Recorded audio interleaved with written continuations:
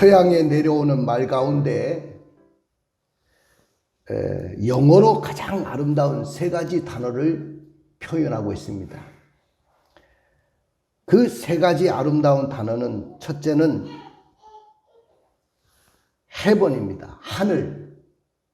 heaven이라는 이 단어가 너무 아름답고요. 또 하나는 mother, 어머니라는 이 단어가 가장 아름다운 단어로 꼽히고 있습니다. 세 번째 아름다운 단어는 home입니다. 가정입니다. heaven, mother, home. 이 세 가지 단어는 가장 아름다운, 우리 사람에게 가장 아름다운 단어 중에 하나라고 말할 수 있어요. 근데 이 세 단어는 특별히 그 세 단어 중에서 가정이라는 이 홈이라는 이 단어는 정말로 우리에게는 너무나도 중요한 단어 중에 하나입니다. 우리 가정은 하나님을 떠나서는 존재할 수가 없어요.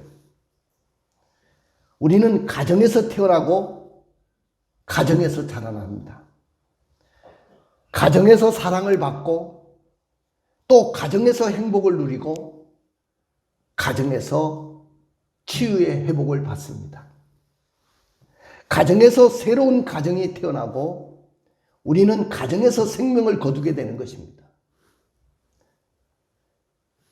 여러분들, 동물들과 달리 우리 인생은 오랫동안 가정에 머물면서 삽니다. 그리고 함께 삽니다. 저도 아들을 낳아서 길러보니까 군대 가기 전까지 제 품속에 있었어요. 군대를 딱 가니까 제 품을 떠나게 되고 둥지를 떠나게 됐습니다. 그런데 평생 동안 이 자식이 나와 함께 할 수는 없죠. 그도 가정을 이루어야 되고 언젠가는 부모의 품을 떠나야 되거든요. 그래서 제가 볼 때는 군대 가기 전까지더라고요. 그래서 저는 너무 감사한 것 중에 하나가 뭐냐면은 저에게 자식을 주셨다는 것을 너무 감사했어요. 목사님, 너무 당연한 소리를 그렇게 합니까? 자식은 당연히 결혼을 하면 당연히 생기는 거 아닙니까?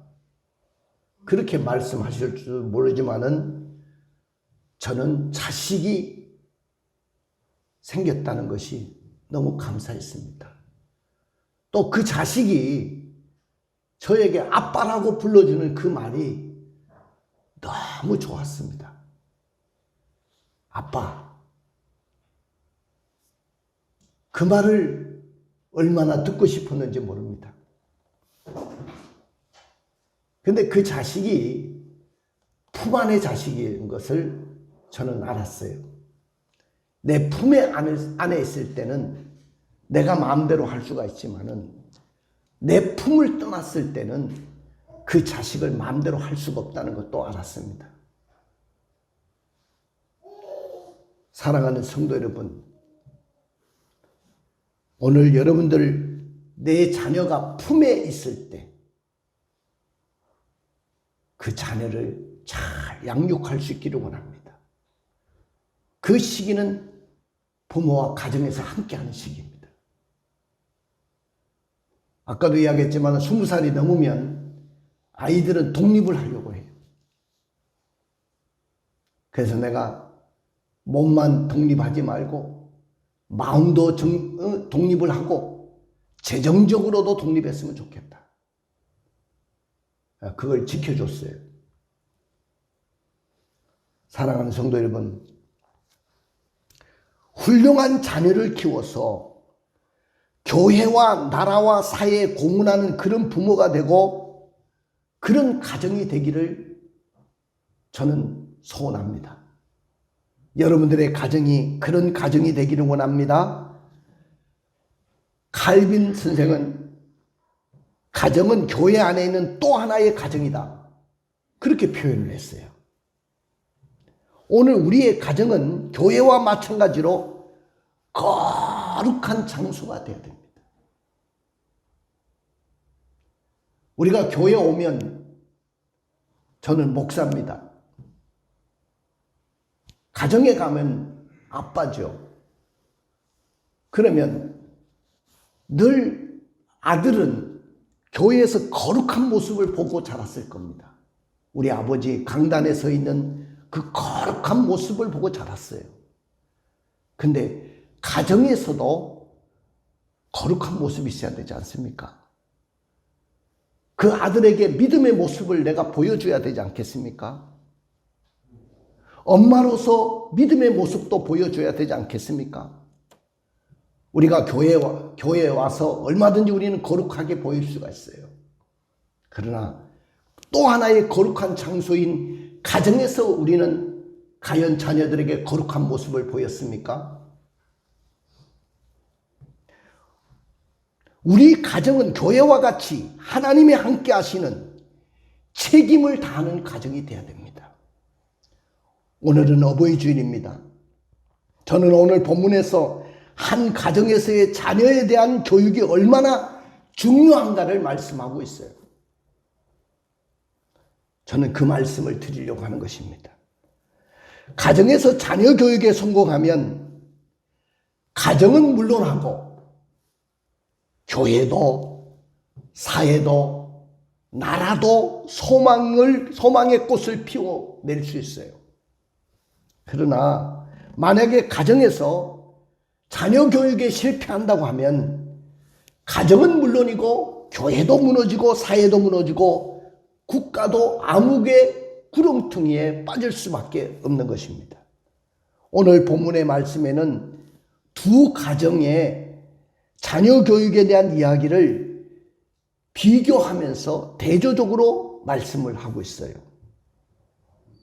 한 가정은 자녀 교육에 성공하였지만은 한 가정은 자녀 교육에 실패를 했습니다.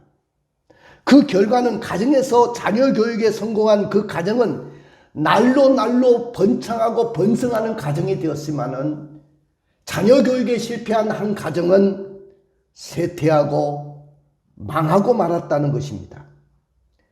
왜 이 한 가정은 번창하고 한 가정은 쇠퇴할 수밖에 없었을까요? 오늘 우리 가정이 번창하려면 내가 가정에서 어떻게 가정교육을 해야 될까요? 오늘 저의 설교 제목은 자녀 교육의 성공은 가정에서. 한번 따라해 봅시다. 자녀 교육의 성공은 가정에서. 제가 태어나면서부터 아버지가 되겠다고 태어난 것은 없습니다. 내가 태어나면서부터 부모가 되겠다고 작심하고 내가 태어난 적이 없어요. 내가 결혼 적령기가 되니까 짝을 만났어요. 그래서 가정을 이루었어요. 그러다 보니까 자식을 낳았어요. 너무 서툴었어요. 이 아이를 어떻게 길러야 되는지 초보 아빠로서 너무나도 서툴었습니다. 여러분들도 그럴 거예요. 처음부터 내가 아버지 되겠다고 준비한 그런 부모가 어디 있겠습니까? 처음부터 내가 어머니가 되겠다고, 엄마가 되겠다고 준비한 그런 사람이 어디 있습니까? 전혀 준비되지도 않고 전혀 생각지도 않았는데 어느 날 내가 아버지가 돼 있고 엄마가 돼 있었다는 것입니다. 근데 중요한 것은 이 가정에서 내가 자녀 교육에 실패하면 이 자녀가 훌륭한 아이로 자랄 수가 없다는 거예요. 오늘 엘리 제사장은 가정에서 자녀 교육에 실패했습니다. 그러면 왜 엘리가 가정에서 자녀 교육에 실패했습니까? 그것은 가정에서부터 이 아들들에게 하나님 앞에서 살도록 가르치지 않았기 때문에 그렇습니다. 가정에서 하나님 앞에 살도록 가르쳐야 되는데 가정에서 가르치지 않았어요. 우리 보통 성도들이 자녀 교육의 신앙적인 교육만큼은 교회에 맡겨야 된다, 이 생각을 갖고 있어요. 뭐 틀리지는 않습니다. 그러나 여러분들 절대로 신앙의 교육마저도 교회에 맡겨서는 안 됩니다. 교회만 의존해서도 안 됩니다. 불과 교회에 와서 이 아이들이 선생님과 교회 학교 선생님과 만나는 시간은 1시간 정도밖에 안 돼요. 1시간 정도의 그 시간을 통해서 어떻게 신앙의 교육을 다 배우고 어떻게 하나님 앞에 사는 아이로 자라날 수 있겠습니까? 가정에서부터 이 아이를 신앙으로 이끌어야 되고 네가 하나님 앞에서 살아야 돼. 너는 하나님의 자녀야. 너는 하나님 앞에서 살아야 된다고 가르쳐 줘야 된다고 분명히 말씀드릴 수 있습니다. 너무 교회 선생님에게만 의존하지 마세요. 우리 아이가 모든 시간을 갖는 시간은 거의 가정에서 시간을 갖습니다. 엄마 아빠와 같이 시간을 갖는 거예요. 그런데 교회 학교 선생님에게 달랑 주일날 1시간 맡겨놓고 나는 신앙의 교육을 다 했다고 이야기합니다. 그리고 이 아이가 잘못되면 교회가 뭘 가르쳤느냐고 이야기를 합니다. 여러분들, 물론 교회도 열심히 신앙을 가르쳐야 되지만은 중요한 신앙의 교육은 가정에서 가르쳐야 되는 것입니다. 우리 이 엘리의 아들은 아버지가 나이가 늙어서 나이가 많아지니까 구약시대 보면 제사장 직무를 승계했습니다.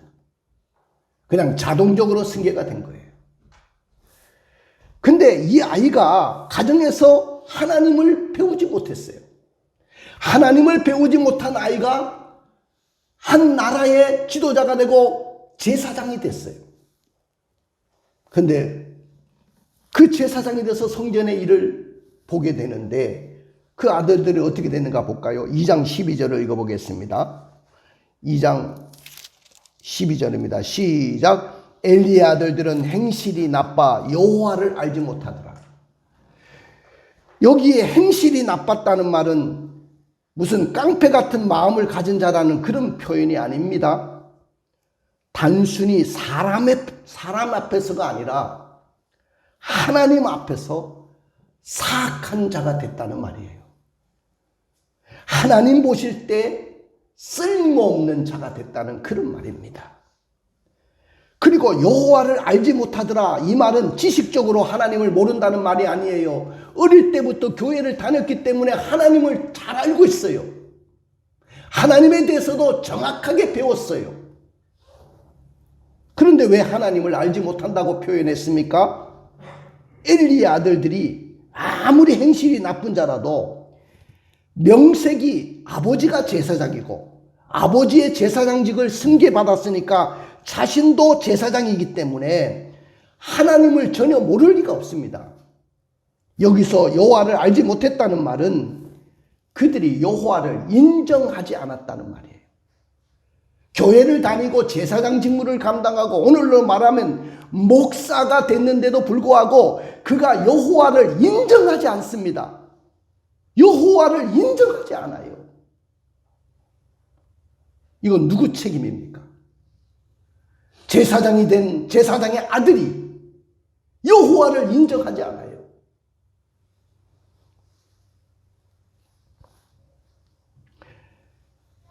그 말은 또 하나님을 두려워하지 않고 하나님을 업신여긴다는 말입니다.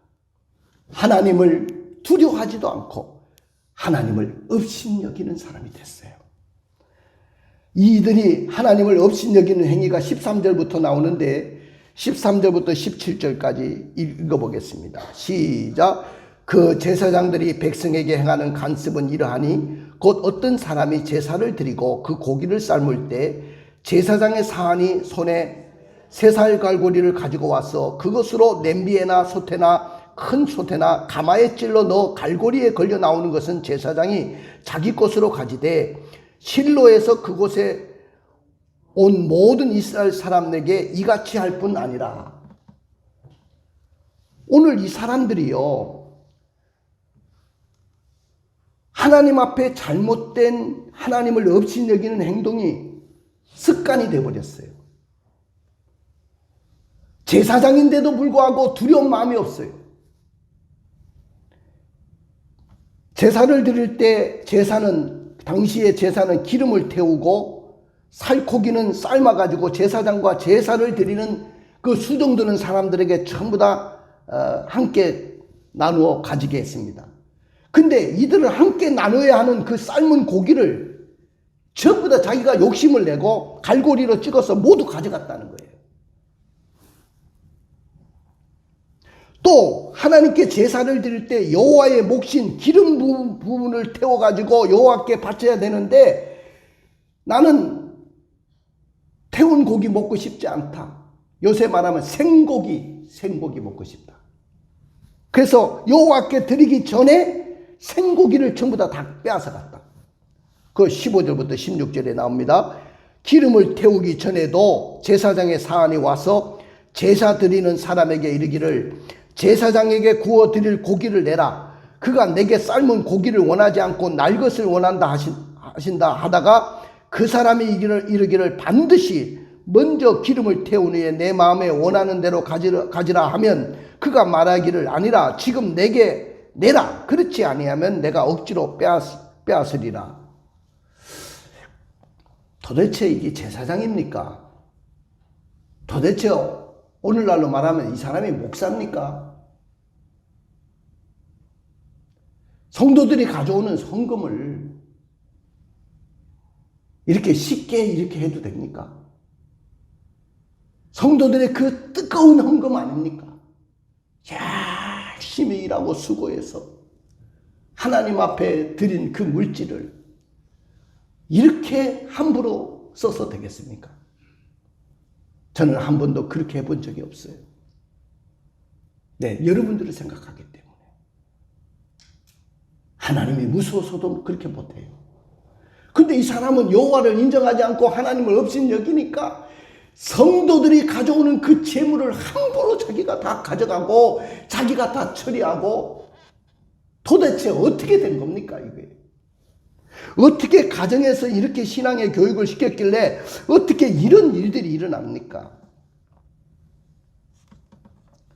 하나님을 없인 여기고 여호와의 제사를 멸시하는 자들이 왜 되었을까요? 여러 가지 이유가 있겠지만은 우선 가정에서 자녀 교육이 잘못됐다고 저는 생각합니다. 가정에서부터 신앙 교육이 제대로 되지 못했기 때문에요. 엘리 제사장이 자기가 명색이 제사장인데도 불구하고 하나님을 가르치지 못한 거예요. 옛날 우리 아이가 고등학교를 다닐 때 우리 집사람은 절대로 주일날 공부하지 말으라는 거예요. 너는 예배만 드리면 되지. 공부는 학교에 가서 하고 아무리 시험 기간이지만은 너는 학원도 가서도 안 되고 너는 예배의 성공자가 되었으면 좋겠다. 근데 한 집사님이 전화가 왔어요. 우리 집에 사모님한테. 사모님 때문에 우리 아들 대학에 못 가게 생겼어요. 도대체 나 때문에 어떻게 집사님 아들이 대학을 못 갑니까? 그랬더니 왜 사무엘은 주일날 학원에 가서 공부를 해야 되는데 그렇게 공부해가지고 서울에 있는 대학에 가겠습니까? 우리 아이가 와가지고 하는 말이 사무엘 형아는 주일날 가서 예배를 드리고 학원도 안 가는데 왜 나를 학원에 가라고 하느냐고 저렇게 해서 우리 아들이 대학에 못 가게 생겼다는 거예요. 그때 집사람이 그렇게 이야기했답니다. 집사님의 교육 방법이 있는 것이고 나의 교육 방법이 있는데 나는 주일이지만은 주일이기 때문에 주일을 생명처럼 지키라고 가르쳤다. 시험에 못 쳐도 괜찮고 대학에 못 가도 괜찮으니까 주일만큼 생명처럼 지켜다오. 학원에 안 가도 된다. 주일날은 무조건 교회 와서 예배 드리라. 그렇게 가르쳤다고 합니다. 누구의 교육 방법이 잘못된 건지는 하나님이 판단하시겠죠. 아무리 대학 가는 것이 중요하고 이 아이가 공부를 해야 서울에 있는 대학을 들어간다 할지라도 하나님을 모르는 자식으로 길러낸다고 한다면 그 자식이 나중에 서울대학을 졸업하고 판검사가 된들 여호와를 알지 못하는 판검사가 어떻게 바른 재판을 할 수 있고 여호와를 알지 못하는 의사가 어떻게 아이를 바르게 환자들을 바르게 고쳐주고 사회생활을 할 수 있겠습니까? 가정의 분위기가 좋아야 됩니다. 그 가정의 분위기는 경건한 신앙인으로 길러내야 돼요. 그리고 뿐만 아니고 자기 절제를 가르쳐야 돼요. 자녀가 요사에 보면 한둘밖에 없어요. 부모가 거절할 줄을 몰라요. 몇만 원짜리 장난감을 쉽게 사줍니다. 물론 능력이 되고 돈이 있으면 사줄 수도 있지만은 어떻게 몇백만 원짜리, 몇만 원짜리 장난감을 쉽게 사줍니까? 겨우 전자오락밖에 하지 못하는 그 컴퓨터를 수백만 원을 들여서 사줍니다. 부모가 안 된다고 할 때는 안 된다고 가르쳐야 되죠. 절제를 가르쳐야 되지 않습니까? 그리고 좋은 습관을 길러줘야 됩니다. 성도들은 자녀들이 하나님 앞에서 바르게 예배드리는 습관을 길러줘야 돼요. 아직 철이 없으니까 철이 들면 나아지겠죠. 그런 부모도 계시는데 그건 큰 오해입니다. 철이 들기 전에 예배 습관을 길러줘야 돼요. 저렇게 나윤이 같이 어릴 때 우리 하리 같이 어릴 때부터 철이 들기 전에 예배 드리는 습관을 길러줘야 돼요. 저럴 때 예배 습관을 길러주지 않으면 절대로 제가 성인이 돼서도 예배 습관이 안 돼 있기 때문에 예배를 잘 드릴 수가 없어요. 행동은 습관을 낳습니다. 생각은 행동을 낳고 행동이 반복되면 습관이 되고 습관은 그 성품이 되고 그 성품은 그 사람의 운명을 낳는 거예요. 그렇기 때문에 일상생활 중 90%의 나의 행동은 습관에 의해서 움직인다고 해도 과언이 아닙니다. 비슷한 행동을 여러 번 반복하다 보면 자기도 모르는 습관에 빠져들 수밖에 없어요. 자, 엘리의 두 번째 잘못은 뭐냐면은 아들들을 그대로 방치했다는 거예요. 이게 방치는 또 다른 말로 말하면 방목이죠. 여러분들 자녀를 방목하십니까? 방치하십니까? 내가 자식을 낳아놓고 방치하면 되겠어요? 아니 스스로 잘 커주겠지. 여러분들 동물도 스스로 잘 안 커져요. 내가 우리 집에 고양이를 키워봤지만은 어릴 때부터 습관을 길러줬어요. 철저하게 습관을 길러주니까 얘는 함부로 누구를 물려고 하지도 않고 함부로 행동도 하지 않았어요. 강아지를 키워도 습관을 길러줘야 되는데 하물며 자녀를 키우는데 방치해서 되겠습니까? 오늘 여기 보십시오. 사무엘하 2장 22절부터 25절 읽어보겠습니다. 엘리가 매우 늙었더니 그의 아들들이 온 이스라엘에 행한 모든 일과 해망문에서 수종드는 여인들과 동침하였음을 듣고 그들에게 이르되 너희가 어찌하여 이런 일을 하느냐? 내가 너희의 악행을 이 모든 백성에게 듣노라. 내 아들들아 그리하지 말라. 내게 들리는 소문이 좋지 아니하니라. 너희가 여호와의 백성으로 범죄하게 하는도다. 사람이 사람에게 범죄하면 하나님이 심판하시려니와 만일 사람이 여호와께 범죄하면 누가 그를 위하여 강구하겠느냐 하되 그들이 자기 아버지의 말을 듣지 아니하였으니 이는 여호와께서 그들을 죽이기로 뜻하셨음이었더라. 오늘 성전에서 봉사하고 있는 여인들과 함부로 동침을 하고, 그래서 그 행위가 드러나서 자식을 나무라는데, 야, 내 아들들아, 소문이 좋지 않게 들린다. 그러지 말거라잉. 근데 아비의 말을 그들이 듣지 않았다고 했어요. 왜 아비의 말을 저렇게 무시하고 개무시할까? 방치했기 때문에 그래요. 나는 오늘부터 여러분들이 자녀를 절대로 방치하지 않기를 주의 이름으로 축원을 드립니다. 여러분들 행실이 나쁜 자녀라 할지라도 아비의 경고를 드려야 되고 아비의 책망을 드려야 되고, 잘못했을 때는 초단을 내야 되고 여호와를 두려워하고 회개하고 돌이킬 수 있도록 해야 됩니다.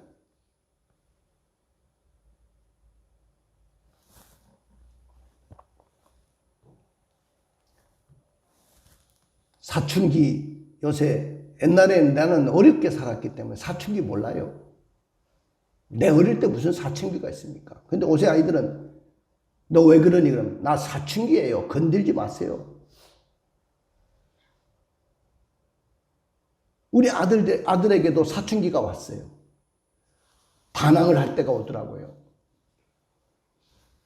엄마가 예배 잘못 드렸다고. 그때 중학교 3학년 때일 겁니다. 방석 위에 올라라. 그리고 신문지를 돌돌 말아가지고 매를 대는데 예배 잘못 드렸다고. 그날 내가 들어오다가 나는 한 번도 아이에게 매를 댄 적이 없어요. 엄마가 매를 대니까 엄마 손을 꽉 잡아버리는 거예요. 엄마가 힘이 떨어져서 어떻게 할 수가 없어요. 내가 그 광경을 보고 너가 어떻게 엄마에게 이렇게 반항할 수가 있니? 그러면서 내가 옛날에 매를 좋게 만들어 놓은 게 있습니다. 한 번도 안 썼어요. 농을 만드는 그 사장님이 부탁을 해가지고 좋은 매를 만들어 놨는데 그 매를 탁 가져왔어요. 너 얼마나 맞을래? 그랬더니 얼마나 반항을 하는지 죽도록 때려주세요. 죽도록 때려달라요. 아버지 자식 죽지 뭐 내가 죽습니까? 하는 그런 거죠. 그래, 엎드려 뻗쳐라.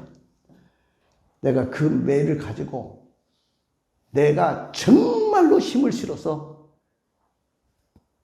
2대를 때리니까 팍 주저앉고 무릎을 딱 꿇고 아버지 잘못했습니다.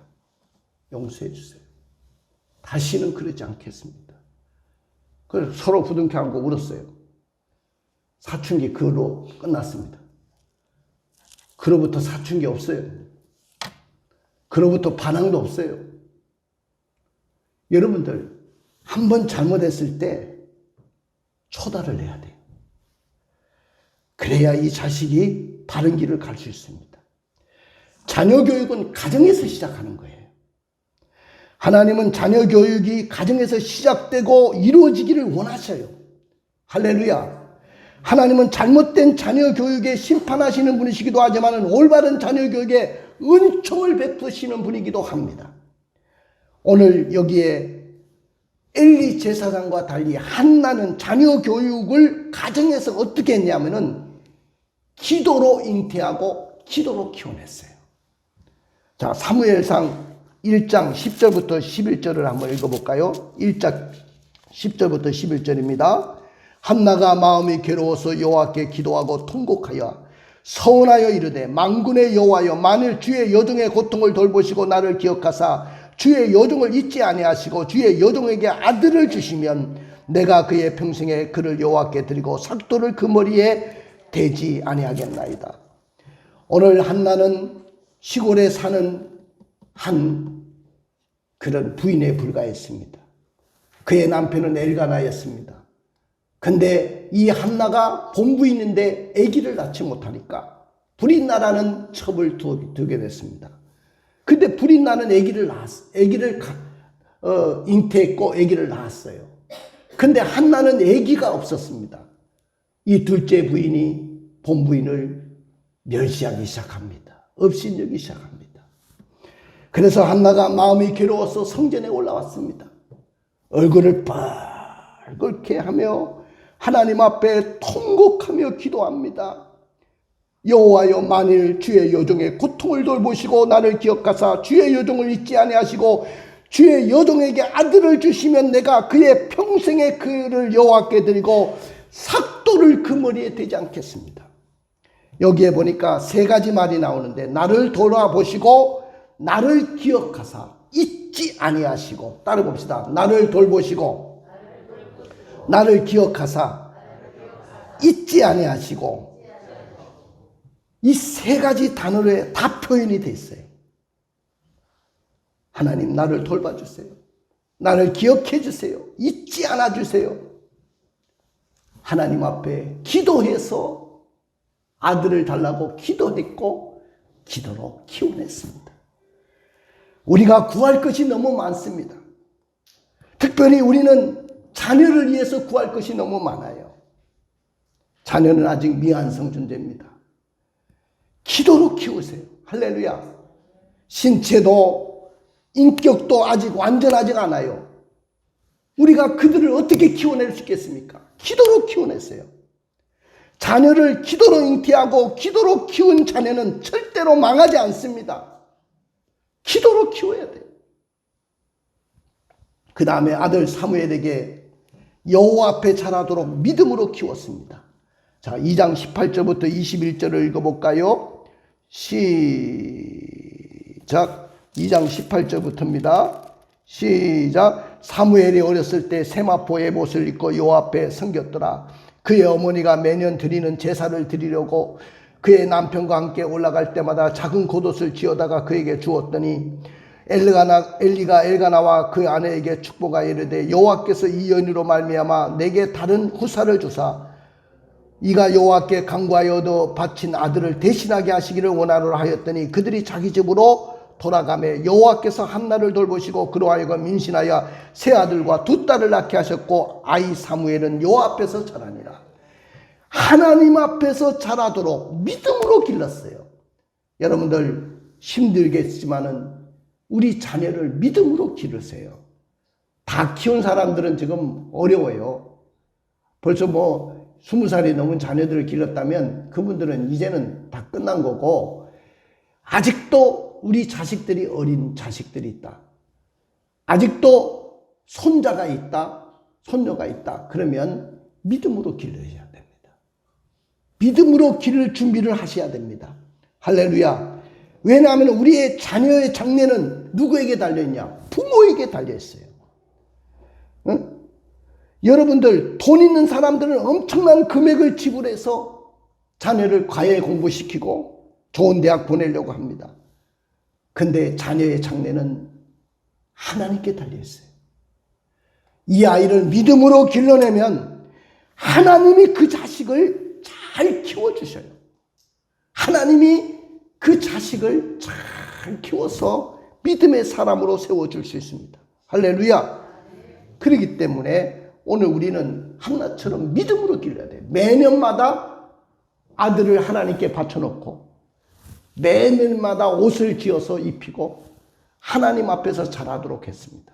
신앙으로 자라도록 했어요. 한번 따라해 봅시다. 자녀 교육의 성공은 가정에서 시작하는 것입니다. 자녀 교육의 성공은 기도로 잉태하고 기도로 키워내서 가정에서 시작하는 거예요. 자녀 교육의 성공은 나의 아들과 딸들이 여호와 앞에 자라도록 가정에서 시작하는 거예요. 자녀 교육의 성공은 그대로 방치하지 말고 가정에서 시작하시기 바랍니다. 그러나 만일 자녀 교육의 성공을 위해서 가정에서 시작하지 않는다면 우리 자녀들은 하나님을 알지 못하는 자녀로 자라날 것이고 망나니도 될 것이고, 그리고 죄악의 자리에 방치하다 보니까 하나님의 심판을 면할 길이 없을 것입니다. 가정의 자녀 교육에 성공한 자가 받는 복이 어디 있습니까? 가정에서 자녀 교육을 잘하다 보니까 한나는 다산의 축복을 받았어요. 다산의 축복. 한 아들을 하나님께 바쳤더니 5배로 갚아주셨어요. 할렐루야. 그리고 아들 사무엘은 여호와 앞에서 더욱 은총을 더욱 받고 자라났어요. 사랑과 하나님 앞에서 은총을 받고 자라나더라. 25절 26절 읽어봅시다. 시작. 아이 사무엘이 점점 자라매 여호와와 사람에게 은총을 더욱 받더라. 할렐루야. 가슴에 손을 얹어주세요. 눈을 감아보십시오. 오늘 2가지만 기도하십시다. 우리가 자녀 교육의 성공을 위해서 가정에서부터 시작하자고 했는데 어떻게 해야 될까요? 자, 첫째는 언제나 말씀의 책망 앞에 귀를 기울이고 가정에서 자녀에게 교훈과 징계와 신앙의 본으로 영향력을 끼치고 살아가야 되겠다. 그 다음에 자녀 교육의 성공을 위해서 여호와 앞에 잘하도록 믿음으로 양육해야 되겠다는 결단이 있기를 원합니다.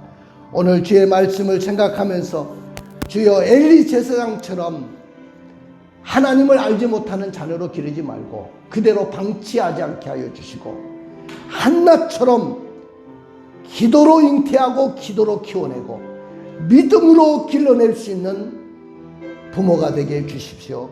주여 한번 부르고 기도하겠습니다.